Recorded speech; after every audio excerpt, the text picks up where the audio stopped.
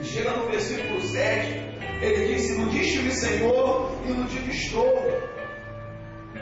Eu já falei que eu gosto muito da tradução da Bíblia americana, quando diz assim, nesse texto ela diz assim: me fizeste apaixonar e apaixonado estou.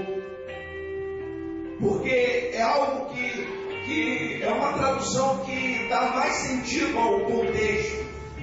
Quando ele diz assim: olha, eu desejei não mais pregar a tua palavra, porque a tua palavra tem sido opróbrio para mim,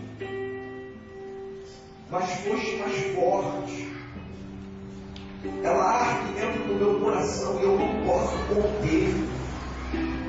A força da palavra de Deus dentro do coração de Jeremias era mais forte do que as cadeias, do que a perseguição, do que o sofrimento, do que o abandono da família. Era a palavra. Não a palavra que o povo queria ouvir, mas a palavra fiel, a palavra conforme está escrita aqui. Essa palavra era mais forte do coração de Jeremias. E era tão forte, mas tão forte, que Jeremias, apesar da vontade humana de não mais pregar a palavra, mas era mais forte. E dentro desse contexto que nós já falamos um pouquinho aqui, chega no capítulo 8, no versículo 20, Jeremias fala esse provérbio, que era um provérbio comum naquela época. Passou a cega, findou o verão, quer dizer, passou a colheita, né? Que é a cega, findou o verão e nós ainda não estamos salvos. Jeremias falava aqui para o povo: olha só, passou o tempo e nós não aproveitamos a oportunidade. Eles estavam ouvindo a palavra de Deus. Deus estava dando a eles, através de Jeremias, várias ilustrações, como a cisterna, como no capítulo 5, no versículo 1, quando Deus manda procurar um homem justo sobre Israel. Várias palavras Deus estava dando a eles, falando para eles: arrependam-se, mudam de atitude, porque o desejo de Deus não era que o castigo viesse sobre a vida do povo. O desejo de Deus era que o povo mudasse de atitude. Porque como nós conhecemos, como nós pregamos aqui nesse lugar, nós pregamos um Deus da graça, um Deus de favor imerecido, um Deus que tem prazer em me abençoar. Amém, igreja? É esse Deus que eu creio, um Deus que tem prazer na morte de mim. Pelo contrário, eu creio em um Deus que morreu por todos. E essa é a vontade de Deus. Que o povo se arrependesse, que o povo mudasse de atitude, que o povo se afastasse da idolatria, que o povo deixasse de ouvir a palavra dos falsos profetas, que o povo se arrependesse dos seus pecados, da prática da injustiça, como estava sendo feito em Israel. E aí Deus derramaria sobre eles uma grande sorte de bênção. Só que a palavra estava vindo e o povo não estava aproveitando a oportunidade. Estava lá a visitação de Deus através do profeta Jeremias e o povo não mudava de atitude. Então Jeremias diz assim: olha, passou a cega, findou o verão e nós ainda não estamos salvos. Ou seja, passou a visitação de Deus e nós não fomos abençoados. Queridos, a vontade de Deus é abençoar as nossas famílias. Você pode dizer amém? Amém. Você pode dizer: Senhor, eu creio. Senhor, eu creio.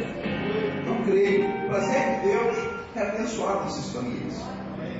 O prazer de Deus é curar, salvar, libertar. Porque Deus, Ele é glorificado na nossa vitória, não na nossa derrota. Deus é glorificado na nossa cura e não na nossa doença. Deus é glorificado na nossa prosperidade, não na nossa miserabilidade. Deus é glorificado na salvação dos nossos familiares e não na perdição deles. Então a vontade de Deus é abençoar, a vontade de Deus é curar, a vontade de Deus é libertar. Mas sabe por quê? Às vezes nós não receber as bênçãos do Senhor. Porque nós tivemos as oportunidades de passarem. Nós ouvimos a palavra do Senhor e não a colocamos em prática. Temos oportunidade de adorar e não adoramos. Temos oportunidade de confiar e não confiamos. Às vezes estamos dentro da casa do Senhor, mas dentro do nosso coração ainda resta dúvidas. E Deus não opera na dúvida. Deus opera numa pequena fé, do tamanho de um grão de mostarda. Pode ser pequenininha a fé, mas Deus opera na fé. Então o que acontece? Passou o verão, passou a serra, findou o verão, e nós não estamos salvos. Por quê? Porque vem passando a visitação, vem passando as oportunidades, vem passando a palavra, mas às vezes nós ouvimos tanta palavra, e daqui a pouco, sabe o que acontece? Os nossos ouvidos se acostumam a ouvir a palavra de uma forma que a palavra já não causa mais impacto no nosso coração, já não causa mais mudança na nossa vida, já não traz mais arrependimento dentro da nossa alma. Aí ouvimos a palavra como ouvimos qualquer pessoa, como ouvimos de repente um discurso de um político, como ouvimos de repente uma aula dentro de uma faculdade ou de uma escola.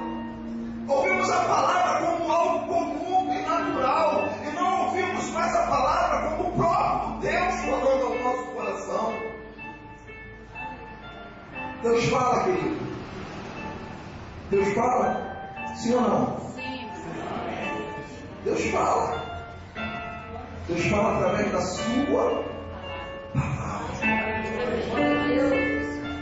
Quando nós abrimos isso aqui, lemos, meditamos, isso é a palavra de Deus para nossas vidas.